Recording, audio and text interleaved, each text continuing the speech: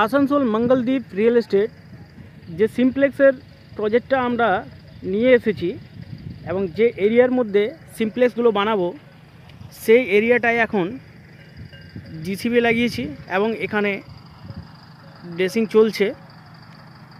2-3 দিনের ভিতরে আপনার এই এরিয়াটার যে 1.5 কাঠা প্লটে 400 square feet build up area দিয়ে 15 লাখের মধ্যে যে প্যাকেজটা আমরা মঙ্গলদ্বীপ দিচ্ছে সেই জায়গাগুলো ডিমার্কেশন করা হবে এবং এইগুলোতে সব রাস্তা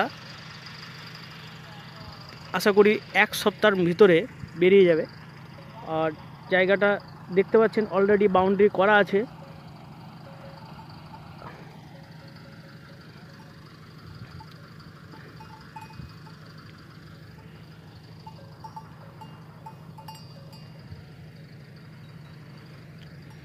এই জায়গাটা দেখছেন এই মঙ্গলদ্বীপ রিয়েল এস্টেটের যে অফিসটা বিল্ডিংটার পরে